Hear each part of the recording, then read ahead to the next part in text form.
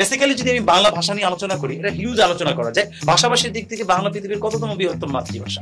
উত্তর ভাষাভাষীর দিক থেকে বাংলা পৃথিবীর ষষ্ঠ বৃহত্তম মাতৃভাষা। পৃথিবীতে কত হাজারের বেশি ভাষা প্রচলিত আছে? উত্তর 3,500-এর বেশি ভাষা প্রচলিত আছে। এই বাংলা ভাষার কথা বলে এরকম লোকের সংখ্যা কত?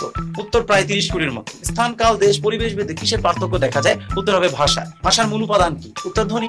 ভাষার মূল উপকরণ কি? উত্তর বাক্য। ভাষার কয়টি রূপ দেখতে পাওয়া যায়? উত্তর ভাষার 2টি রূপ দেখতে পাওয়া যায়, একটা লৈখিক, একটা মৌখিক। এখন খেয়াল করেন ভাষার রূপ কয়টা? তাহলে 2টা, একটা লৈখিক, একটা মৌখিক। লৈখিক রূপ কয়টা? আবার 2টা, সাধু আর একটা চলিত। মৌখিক রূপ কয়টা? এটা আবার 2টা, ঠিকই আছে, চলিত, আঞ্চলিক। এখন বিষয় হলো কি, লৈখিক এবং মৌখিক একটা ভাষা কমন, সেটা হলো কি চলিত। এটা আপনাকে মনে রাখা লাগবে। আঞ্চলিক ভাষার আরেক নাম, এটা ব্র্যাকেটে যদি লিখি, এটার আরেক নাম উপভাষা। তাহলে আঞ্চলিক ভাষার আরেক নাম কি? উত্তর হলো উপভাষা। এটা আপনাকে এমসিকিউ আসতে পারে।